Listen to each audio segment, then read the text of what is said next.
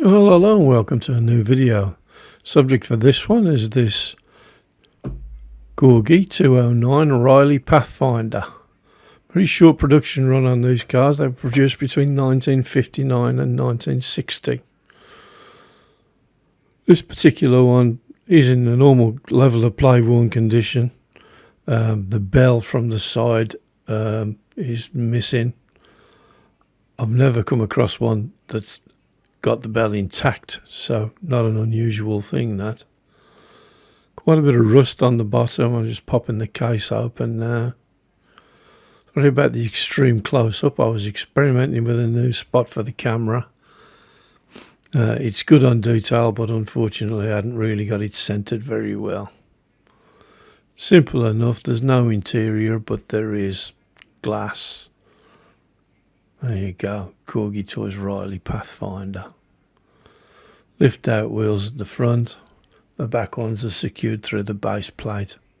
You can just about see the stub of the aerial there as well, which is snapped off as usual. I'm just using a hot aluminium tube method to get the screen out. There's a rivet, but it also retains the police bell and sign from on the top of the car, but it comes apart fairly easily, no great dramas. Just using the side cutters here to get this last bit of plastic off and release the beacon from the top. Little bit of damage on the roof, but I can sand that flat. And there she is, having had a polish and a dip in the caustic soda, looking all ready for paint. Quite a nice little casting. A few little casting lines on it to clean up afterwards. We've got it in primer and I'm just laying on now a coat of auto air base coat sealer dark, which is an excellent black. Covers quite well, and when it's lacquered it glosses up really well. Few light coats, usual procedure, 40 psi. Using an eye water eclipse on this one, I think. Point through needle and nozzle setup, and achieving coverage fairly quickly, as you can see.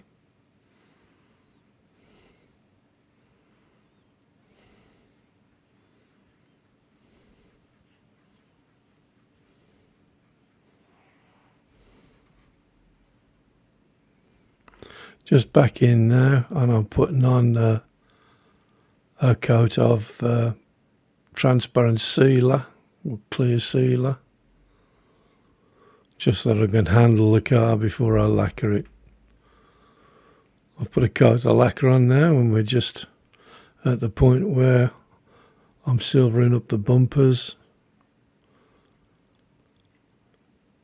with a kind of high chrome paint.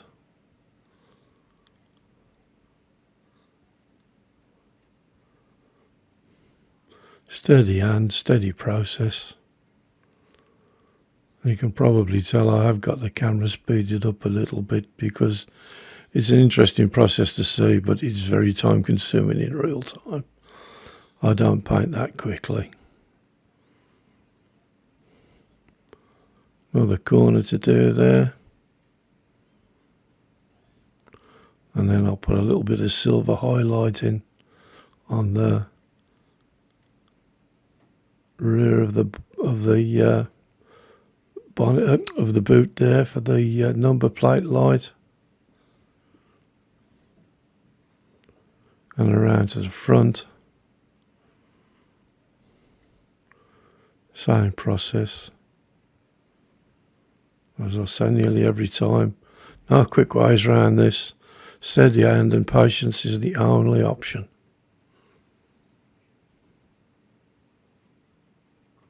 It's got a little bit too much of the chrome on there, so I'm just wiping it off on the end of the stand. That's much misused Tamiya model stand.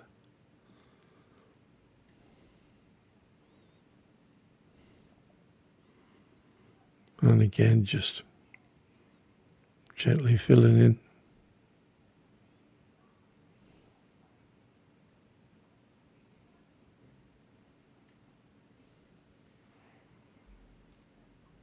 Having gone round all of the chrome here, I've just dotted the indicators on the back.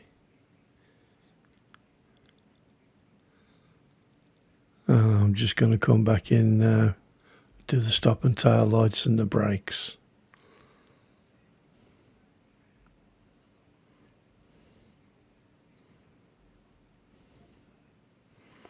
Using a micro brush here, and some recently acquired, I think it's Space Marines Blood Red, something like that, from Citadel. It's just about the right thickness that you can dot it and leave it alone. As you can see, I've already done the indicators here and filled the chrome grill in. Pretty happy with that. Just going to assemble it now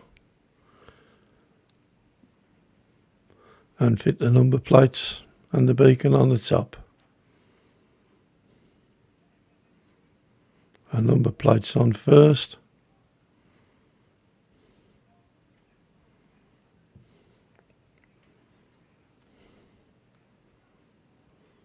Just using a worn out airbrush needle to locate them and push them down. Same story around the front. Printing myself off some appropriate number plates. Just nudge it into place. Get the thumbs involved there. Try not to catch the wet chrome paint if I can. Something I'm inclined to do fairly frequently. Okay, happy enough.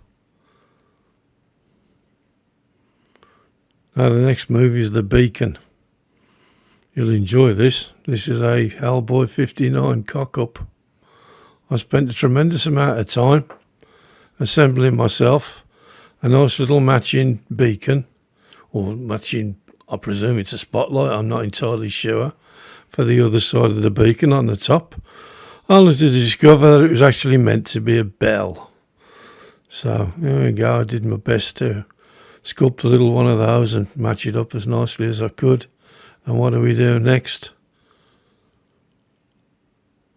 Oh, and it's gone.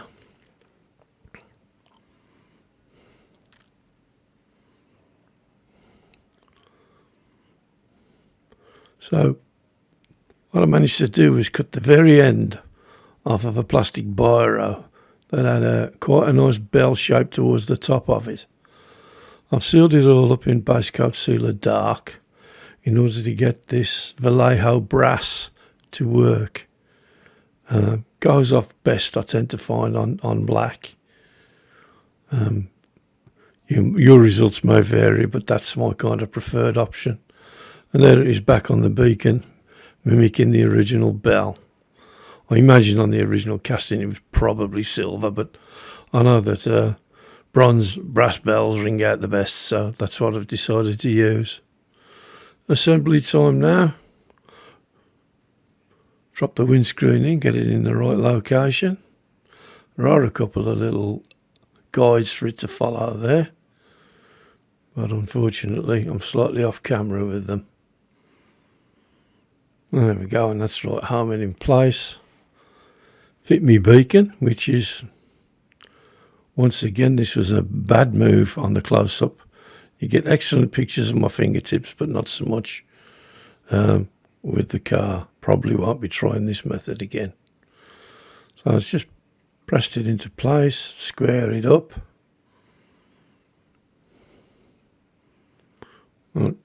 Flip him over, make sure it hasn't moved.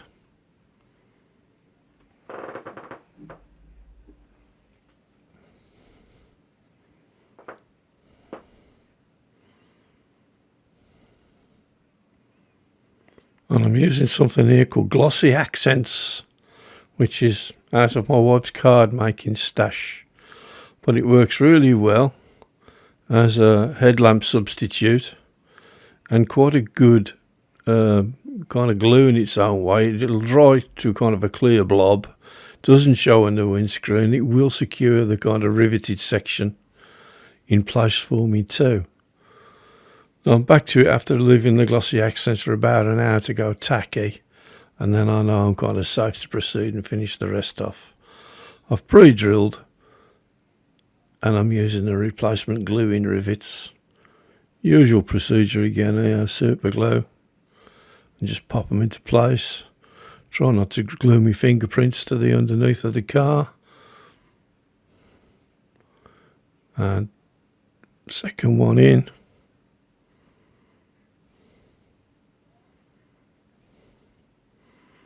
Yeah, that's all the way home.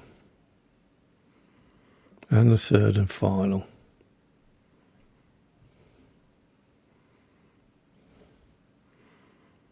Not a great fan of this particular brand of super glue I bought. It's too runny. I should have to try and get the gel type the next time. I'll just pop this final one into place. Hasn't gone quite down far enough, so I'll give it a nudge in with the back of the clippers just to make sure it's all the way home. That's it. And here's the finished product.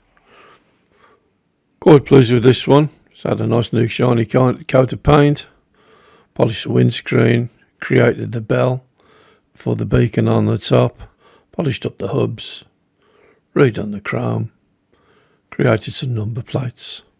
Well, if you enjoyed this video, do please give it a thumbs up. Consider subscribing so you can watch future productions if you enjoyed what you're looking at. And while you watch that one going, I'll just say I've been Hellboy59. Hope you enjoyed the video, and I'll see you in the next one. Bye.